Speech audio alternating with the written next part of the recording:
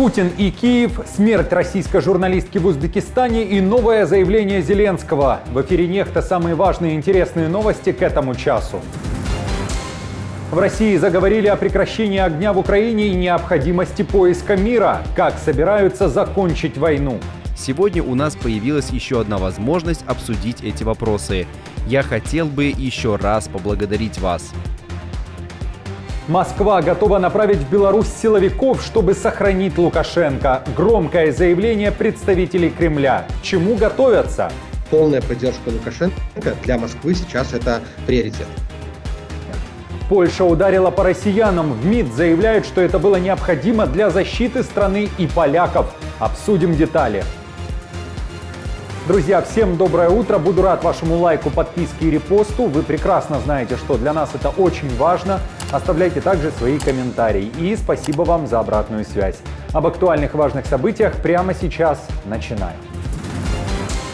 В России говорят о прекращении огня в Украине и возможном соглашении с Киевом. Об этом пишет Рейтер со ссылкой на 2 российских источника и уточняет, что в Москве, как и во многих странах мира, ожидают результатов президентских выборов в США. Поэтому сейчас нет какой-то конкретики и четкой определенности.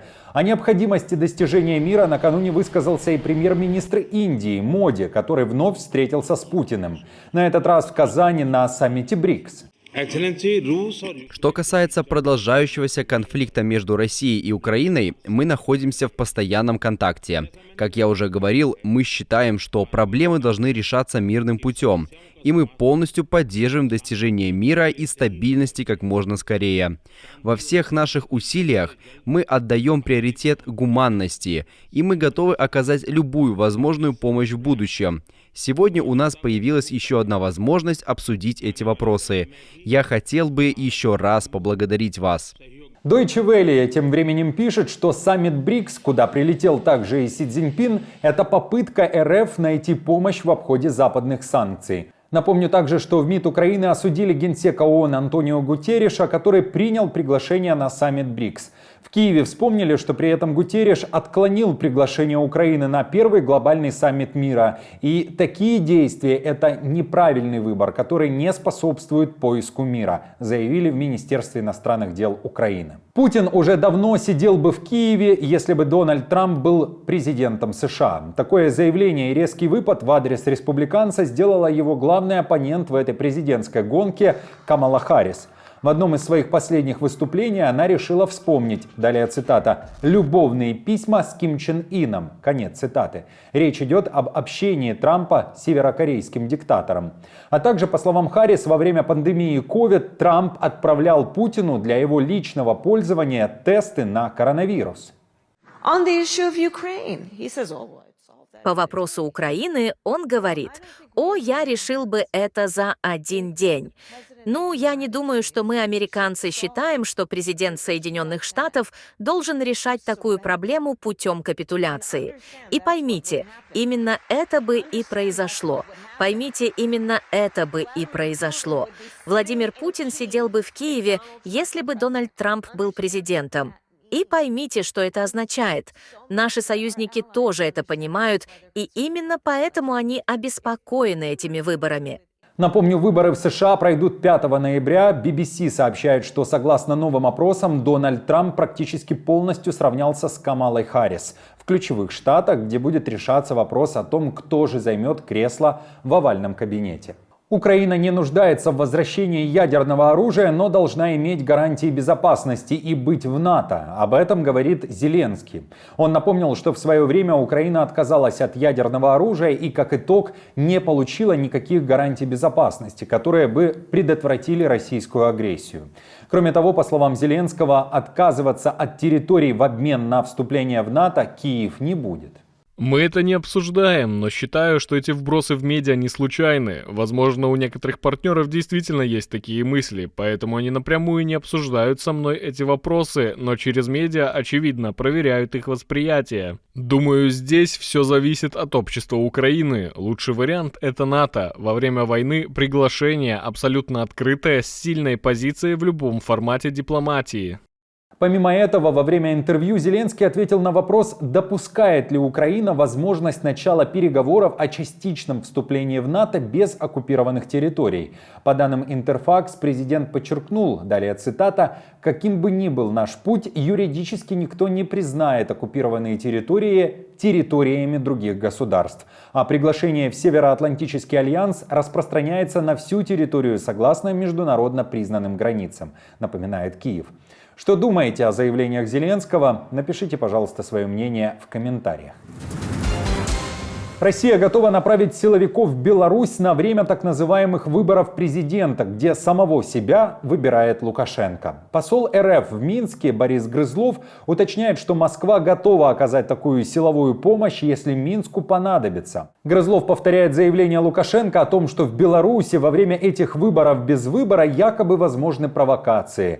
Кроме того, российский посол поддерживает репрессии режима, а масштабные протесты против режима Лукашенко в 2020 году традиционно для российской пропаганды Грызлов называет попыткой захвата власти. Другое дело, что после провалившейся попытки так называемой оппозиции захватить власть в 2020 году правоохранительные органы и спецслужбы Республики Беларусь провели колоссальную работу, которая направлена на пресечение такого рода преступных действий в будущем. Виновные, те, кто не успел позорно бежать в Польшу и Прибалтику, были быстро идентифицированы и понесли заслуженное наказание. В демократических силах Беларуси говорят, что такие заявления абсолютно прогнозируемы. Кремлю очень важно иметь контроль над Лукашенко и сохранить за ним место в Минске. Для Москвы это выгодно и дешево. Сейчас для России, для Грызлова, для Путина и всей этой шарашки, для них очень важно сохранить Лукашенко любой ценой, потому что, контролируя Лукашенко, они контролируют Беларусь. И это обходится Москве очень дешево. То есть они рассматривают Лукашенко как военные расходы в войне против Украины. Только в Украине надо тратить миллиарды долларов, а Лукашенко стоит пару сотен миллионов. И если надо, Грызлов, российские росгвардейцы, военные, они, конечно, будут заявлять, что окажут любую помощь в подавлении протестов, в неповторении 2020 года, потому что от этого зависит не только судьба Лукашенко, но также судьба России. И я думаю, что в Москве для них очень важно сохранить символический, политический, экономический и военный контроль над Беларусью, потому что когда начнутся перемены в Беларуси и ситуация начнет шататься, это может очень сильно ударить по Путину и вызвать такие же протесты в России. То есть нельзя исключать факта, что перемены в Беларуси, они приведут к переменам в России. И в Москве это понимают. И слова Грызлова только это подтверждают. Полная поддержка Лукашенко для Москвы сейчас это приоритет. Польша нанесла удар по россиянам. Решительный, болезненный, но пока дипломатический. В Варшаве заявили, что решили закрыть российское консульство в Познане. Причиной такого шага, по словам главы МИД Польши Радослава Сикорского, является очередная попытка российской стороной устроить диверсии на территории Польши и Европы. Теперь работники генконсульства будут признаны персонами нон-грата. Федерация Российская проводит войну против Украины. Россия ведет войну против Украины и гибридную войну против Запада, включая Польшу. Гибридная война состоит из информационной агрессии, кибератак, дестабилизации на польско-белорусской границе и актов диверсии. В последние дни суд в Польше пришел к выводу, что прокуратура представила убедительные доказательства того, что в Польше была предпринята попытка диверсии и что за этой попыткой стояла иностранная разведка. Мы требуем прекратить гибридную войну против Польши и ее союзников. Если она продолжится, мы оставляем за собой право предпринять дальнейшие решительные действия. Как оцените решение Польши? Напишите об этом в комментариях. В отеле Узбекистана нашли тела 3 человек, в том числе и российской журналистки. Тело Инессы Поперной и ее спутника обнаружили в отельном номере. Телеграм-канал «База» сообщает, что журналистке пришла посылка, сотрудники отеля не смогли дозвониться до постоялицы, на стук в дверь тоже никто не отвечал. Когда же решили вскрыть номер, Поперная и ее спутник были мертвы. По предварительной версии речь не идет о преднамеренном убийстве, ведь в соседнем номере также нашли еще одно тело гражданина Узбекистана. По данным «Базы», причиной смерти может быть отравление газом, который попал в вентиляционную систему после чистки бассейна. Сейчас Караман-Палас, где все произошло, опечатан. Тем временем местные СМИ со ссылкой на Генпрокуратуру пишут следующее. Согласно предварительному судебно-медицинскому заключению, причиной смерти всех троих стало отравление неизвестной этиологии. По данному факту возбуждено уголовное дело по пункту А части 4 статьи 186 Уголовного кодекса «Производство, хранение, перевозка в целях сбыта либо сбыт товаров, выполнение работ или оказание услуг, не отвечающих требованиям безопасности». В Беларуси уклонистам угрожают штрафами или же 3 годами лишения свободы. Накануне у Лукашенко заявили, что началась отправка белорусов, которые были призваны на срочную службу, в соединения и воинские части. В Минобороны страны рассказывают, что призывники идут якобы с большим удовольствием на эту службу. Одновременно с тем, в интервью пропагандистам консультант отдела призыва на военную службу Генштаба Вооруженных сил Беларуси Мурашов напоминает, что тех, кто не захочет служить в армии Лукашенко, ждет админ или же уголовная ответственность. По данным военного ведомства, которое возглавляет Виктор Хренин, около 58 тысяч молодых людей подлежат вызову на призывные комиссии осенью текущего года. Кроме того, армия Беларуси находится и в поиске контрактников. О том, кто и почему готов служить за деньги в нынешней армии республики, мы также поговорили с главным советником главы Объединенного переходного кабинета Беларуси.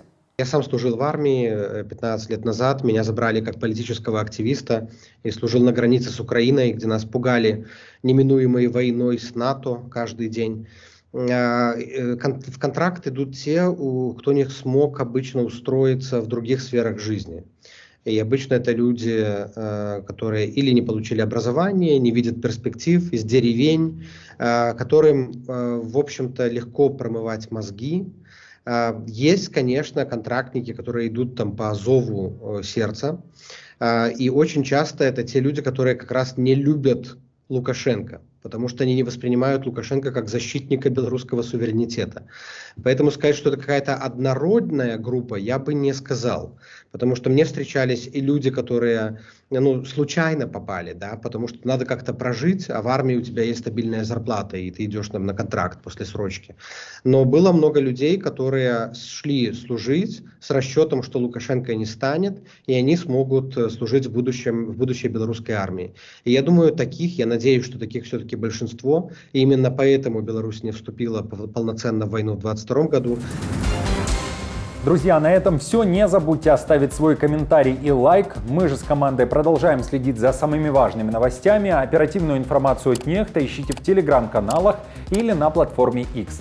Спасибо вам за доверие и то, что остаетесь с нами. До новых встреч и хороших вам новостей.